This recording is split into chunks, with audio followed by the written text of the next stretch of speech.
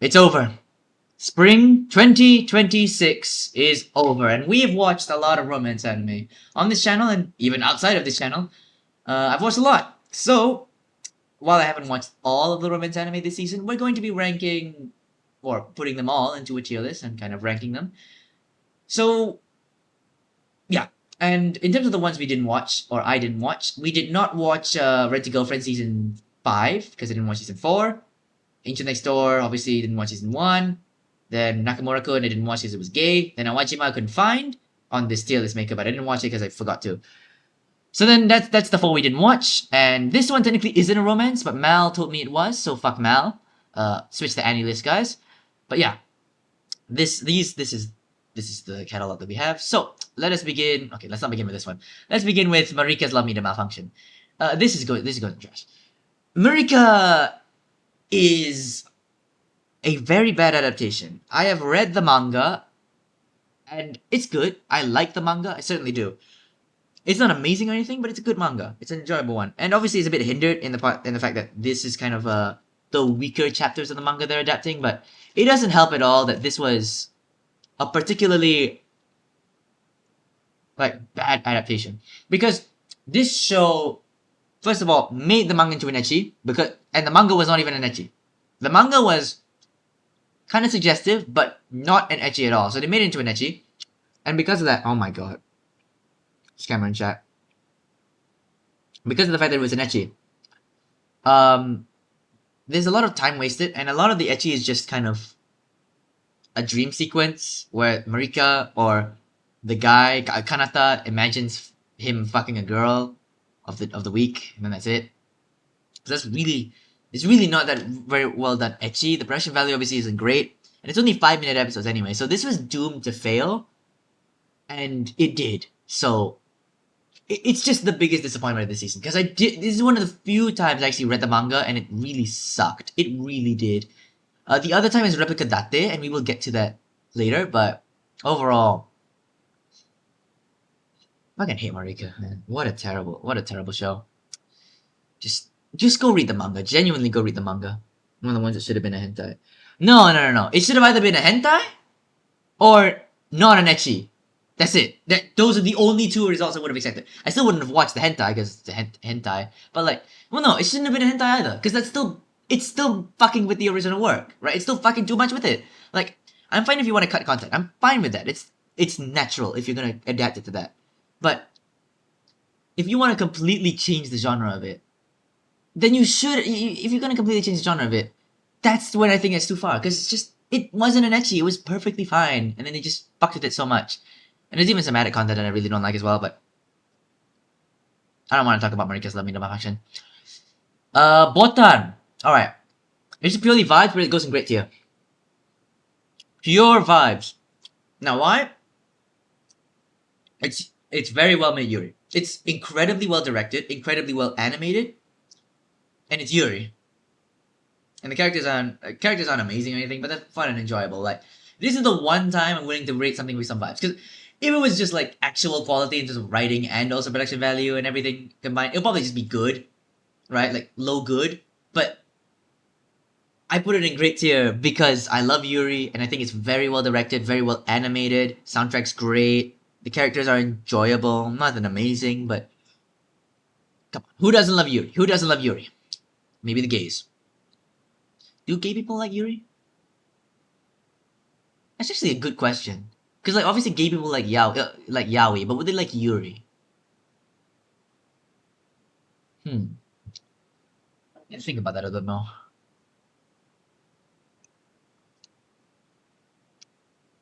Nah, I don't think so. Probably wouldn't. Alright, next up. Ice Terror Game. Oh boy, where did I put this one? I'll put it in mid for now. Ice Terror Game is...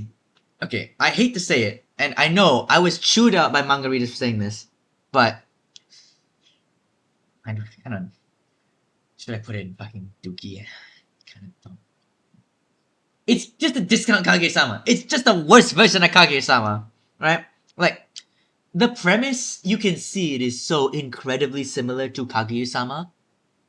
You can see it, right? You can see that in it. And it just kind of does it worse because Kaguya-sama has an incredibly strong cast of not only main characters but supporting characters. But here it doesn't really have that. So it doesn't really have that kind of variance. It's just all romance, isolated game shit. So there's not really much variance, not really much spice to it. That's the first thing. Second thing, it's not nearly as funny as Kaguya-sama. I have some moments where I enjoy it, but it's not nearly... Okay, you know what? I'm gonna bump it down. I'm gonna bump it down. Doesn't deserve it. I didn't have nearly as much, like, fun with it as Kaguya-sama was. And another thing, the characters, like, the main character is also very blatantly inspired by Kaguya-sama as well. Like, Shirogane and Yukiya, their motivations are very similar in how they feel as if they are not equal to them. Yeah, that too. We'll get to that too. But I just want to hammer this point home that it feels so similar to Kaguya-sama. So I'm obviously going to be comparing it to it. And comparing this Kaguya-sama is like comparing a lobotomy to fucking heaven. You know, I don't know. It's just it feels very inspired, but it lacks so much of what makes Kaguya-sama good. On top of that, it's just very corny. Like, a lot of the shit they do is just very corny, and sometimes I cannot tell whether I'm having fun ironically or unironically. Mostly ironically. Like, this one and Haibara are probably two shows where I had a shit ton of ironic enjoyment, but I wouldn't call them good shows at all. Like, Haibara, like, okay, if we're rating this just on, like, enjoyment alone, it would go in, like...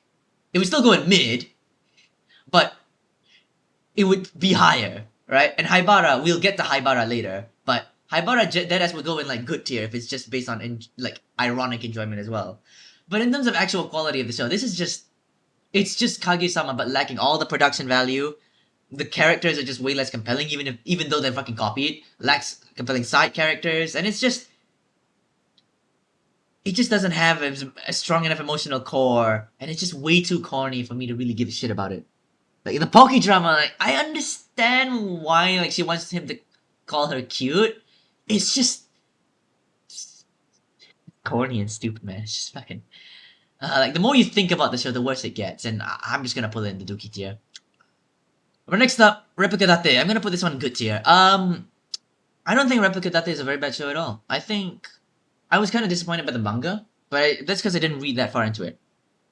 With the latest chapters, I think that the story and the characters, I kind of like it. I don't think that the characters are very good though.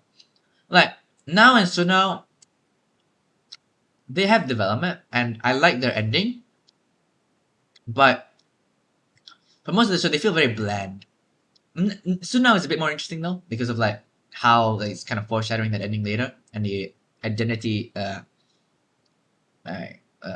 is it called, the imposter syndrome and self-loathing. But especially with Now as well, and Aki and Sanada, they get development, but they're just really bland. I don't really think they're very good characters. But I do like the plot, and the ending was actually very kind of satisfying. Like it's nothing amazing, and people that compare it to Plastic Memories I feel like their memories are actually made of plastic, because Plastic Memories was much better than this.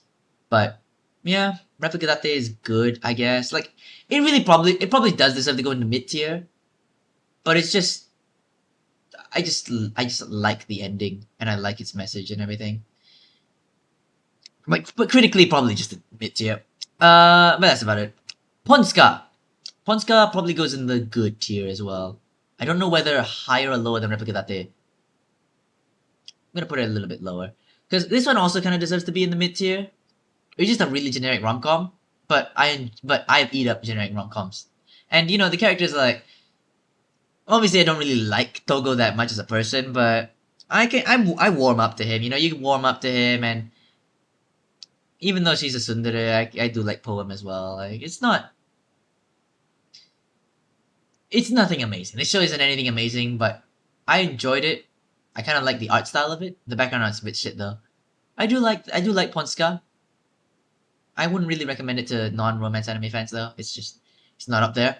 But yeah, Ponska was good. Oh boy. Oh boy. Ooh.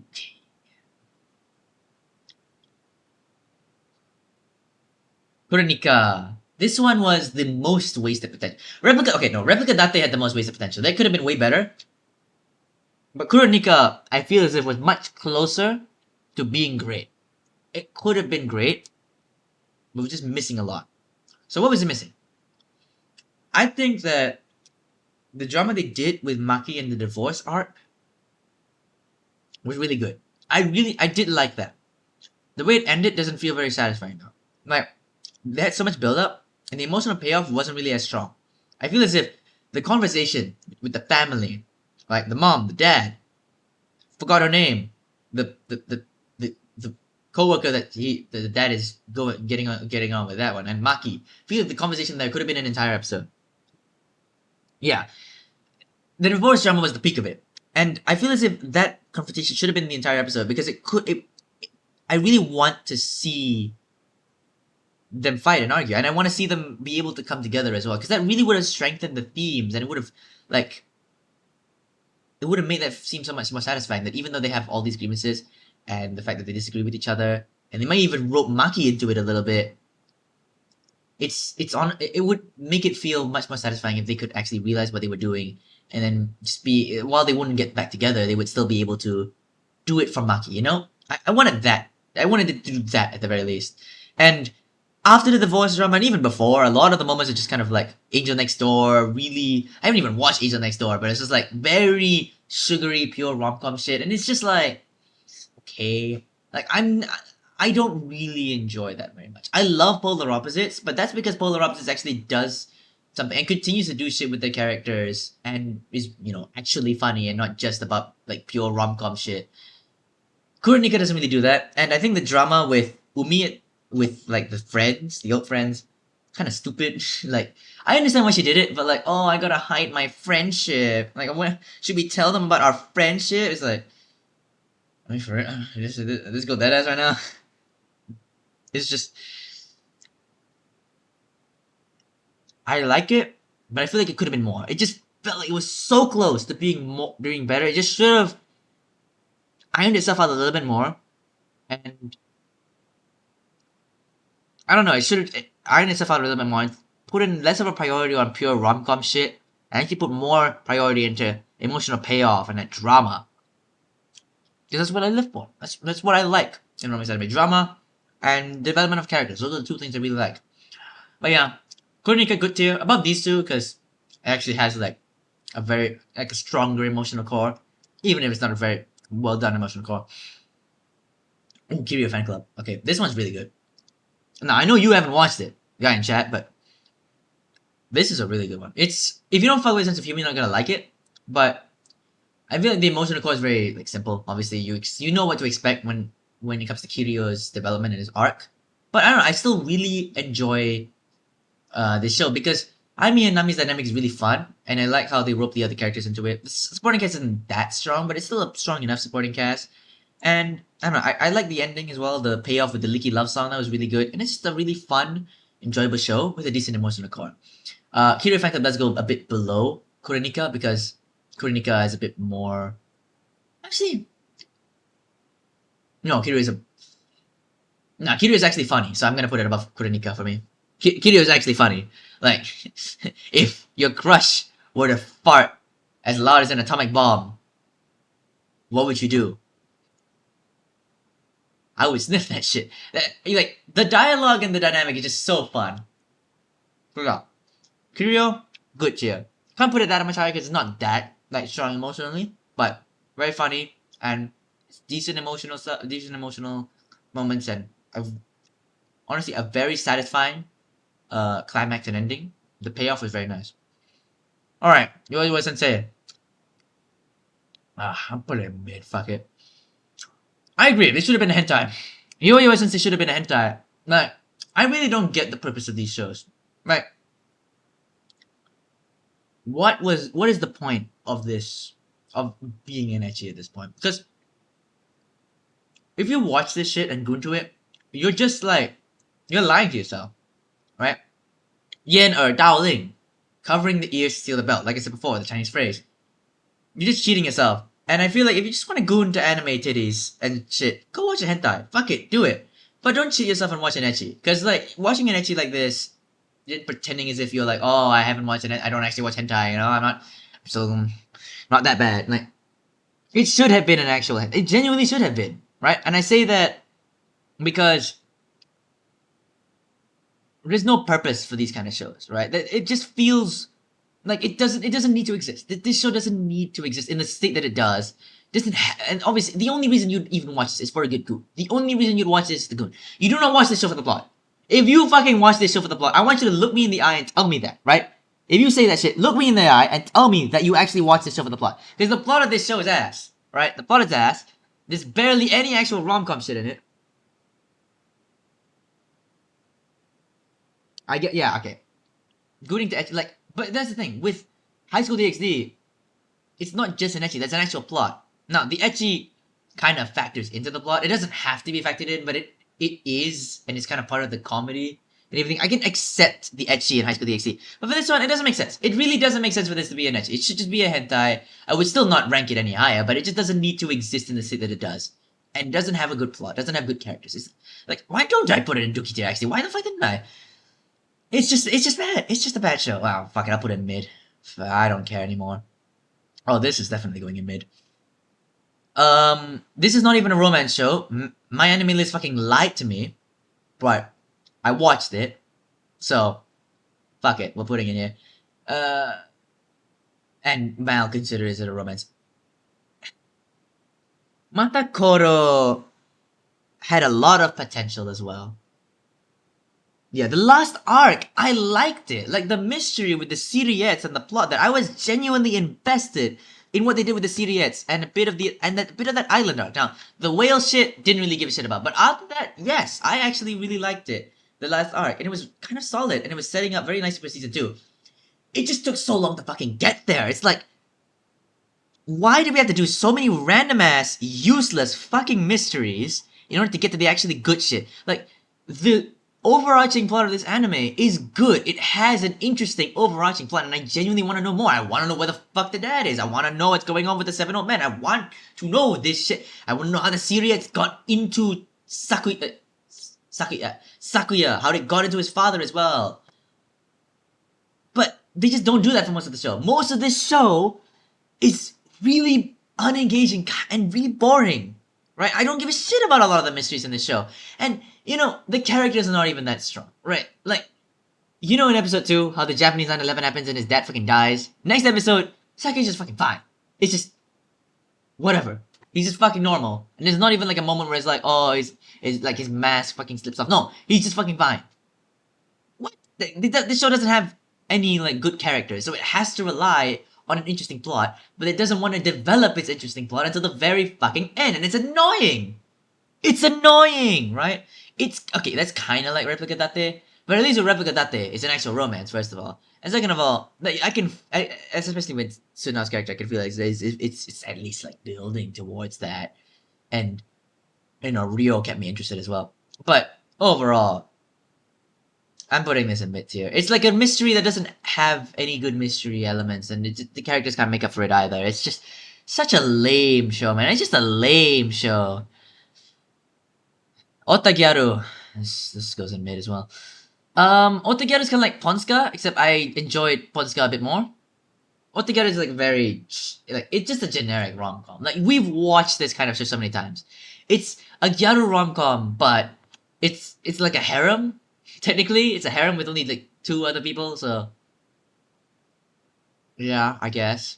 It's like super generic and like, oh, the popular gyaru girls go out with the loner otaku main guy. It's just, it's really fucking generic. It's just, like, I enjoy it, but I would not recommend this to anyone because it looks good. That's it. That's about it. It looks good, right? And if you want to watch something that looks good and is well directed as well, and is much, and even a better soundtrack, watch this. It's got Yuri as well, so it's more enjoyable. Watch Botan Kamina. I don't think that I don't want to watch Otagyaru. I don't have a reason to watch Otagyaru. It's just mid. It just doesn't. It's just fine. I don't hate it, and it's like got like really generic characters, really generic everything. It's fine. You don't need to. I'm just annoyed that people call it peak. Like, what is peak about Otagyaru? It just looks good. It just looks good, and that's it. It's not peak. It's fine. All right. Even with Koranika, I can understand a little bit. I can understand some of what they see, right? I can understand why you call this peak. I don't call it peak myself, but I can understand a little bit. With this, nuh-uh. Where is the peak? No. All right. Next up, Haibara's Teenage Game. Oh boy. Ah, this show was everything anyone hates about the romance genre. It is. Where do I begin? The love interest sucks. I do not like Hoshimiya. I really don't. They give her an arc at the end. Not a very good one. I didn't really like what they did with Hoshimiya's arc. It's just like whatever. And then like the only one that actually has some chemistry with Haibara is Miori. And she fucking throws. She fucking throws and she doesn't realize her feelings for Haibara until the very end and goes out with fucking Reta. And then at the very end, she's like, oh no, I actually kind of like him. Like, girl, you had an entire season! The fuck are you talking about?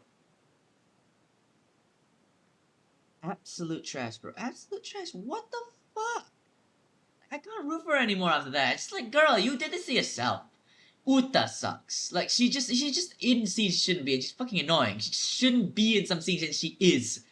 And she's just trying to be Hina from Blue Box, but I don't even like Blue Box, so it's like it's a compliment to compare you to Blue Box at this point. It's a compliment to compare you to that mid, which is insane to me. It's just like it is so generic. It's just so generic. Dense characters, really just it screams high school rom-com. It's the most generic high school rom-com of all time, and it was my hate watch of this season because it was just such a trashy, like generic rom-com. But I fuck with it anyway because it's just that's me, man. I enjoy shitty rom-coms. I enjoy them. What is next? Oh, this one. Tadaoja. Tadaoja is okay. Technically, we dropped this show. Technically, it was dropped, but Tadaoja is is really like just not fun to me. I don't like Tadaoja because the characters are adults, but they speak like fucking children. Like they're actually like most high school rom com characters talk more maturely than the characters in Tada Oja. It's embarrassing, and it's just I don't give a shit about this love triangle. I really do not give a shit about it. It's just not engaging in the slightest. And like there's a little bit like the mystery, like oh what's the Megane guy's job? Oh, I wonder what it is. It's like okay. Like no compelling characters, no real nothing. I get it's a shoujo, so maybe I'm not supposed to be the target demographic, but I just don't get it, man. They just act so childish, and it's just not engaging to me. I don't like the characters. Maybe I dropped it too soon. Maybe it gets better, but from what I've seen from it, it's just not a show I enjoy. I just don't want to watch Tadaoja. It's boring, bad. I just disliked it.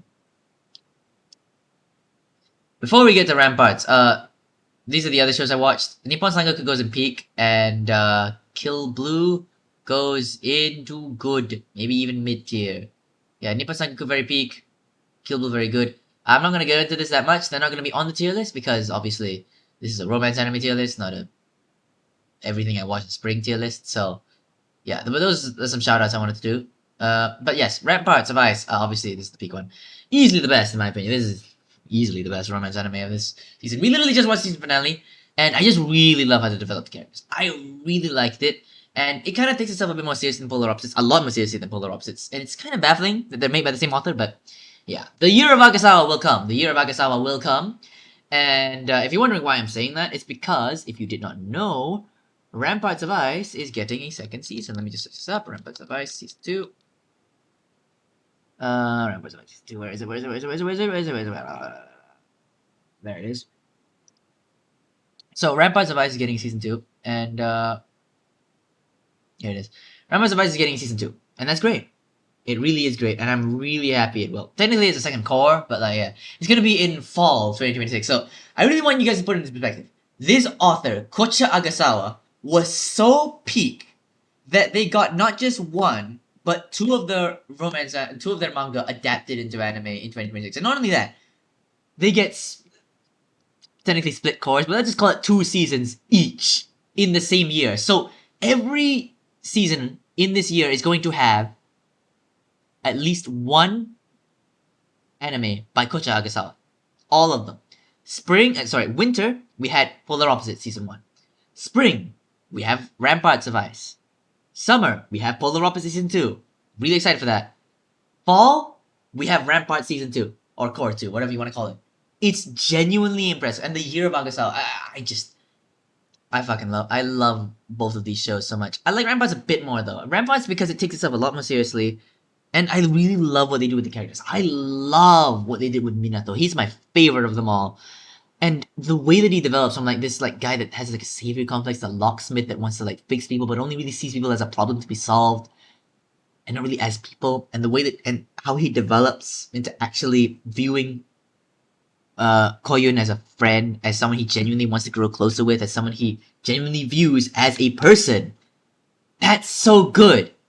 Koyun herself is a bit generic in how she's like a loner girl and like, like learns to break out of a shell. But I like how she's not totally infallible. I like obviously a lot of wrong was done to her, but she kind of did some wrong as well. She was exploited definitely. But what she did with Igarashi was definitely very wrong, and she does deserve to feel. She should feel guilty about that. She shouldn't beat herself up too much, but she does deserve to feel a little bit guilty about that.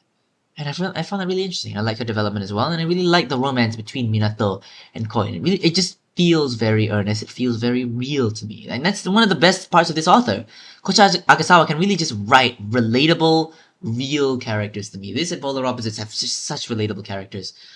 Miki and Yota obviously get a bit less development than the main couple, but they still get very good development. Yota, I like his backstory and how he feels as if because his brothers and sisters kind of soak up all the attention, so he kind of becomes a bit more of like an invisible presence within the household and feels as if he gotta be like please people. Doesn't really have much of a presence himself, which is why like he feels calming, because he's not like he just kind of feels a little bit invisible, not too invisible, but he feels a little bit like not there or invisible, which is why he has such a calming presence, right? And I found that very interesting for his backstory. And then Miki, I like her arc about how she learned that it's just be herself. One of the defining themes of Polar Opposites as well. Just being herself, not like LARPing anymore. Her friends accepting that. That was really, really nice. I genuinely really enjoyed it there. And yeah, I just really love the character development. The romance in this show is actually pretty good too. And Momoka, I fucking hate her as a person, but as a character, she's very interesting. I think she's tooting her own horn a bit too early, celebrating a bit too early. But we'll see what happens with Momoka later on. I am just very excited. I'm super excited for Polar Opposites. Polar Opposites Season 2 and Rampart Season 2 in summer and fall, respectively.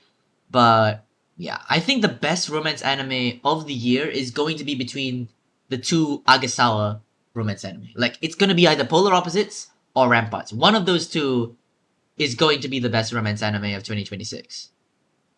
Better not be Blue Box. Maybe Ranma, but it's gonna be either Polar Opposites or Ramparts. Definitely, to me. Blue Box, fuck off.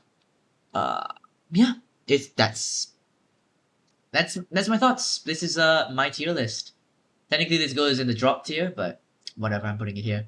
Didn't watch these three, and also Awajima. I don't remember what Awajima looked like. Is it this one? Still can't find. Oh, this is also another romance anime. I didn't watch it either though.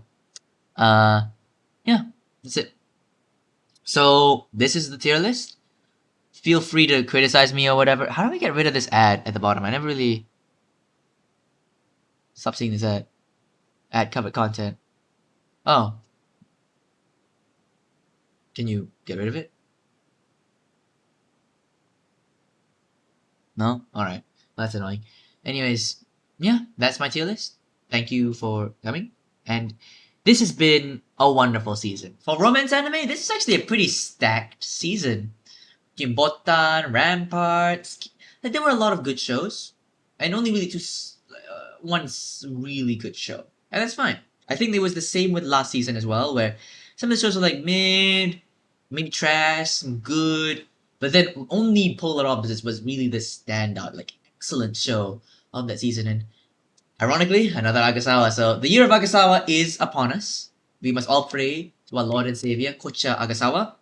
But yes, that is going to be it for this video. I'm going to give you the tier list in my Discord if you guys want to join that. Link in the description. Obviously, Twitch. I've got a Twitch as well. You can follow that as well. And yeah, if you disagree, please tell me in the comments or tell me in my Discord. Because I'm open to disagreements, and this is genuinely my thoughts on this season of anime. It was overall 7.7 out of 10 this season of anime. Solid. Nice positive skew as well. So, goodbye.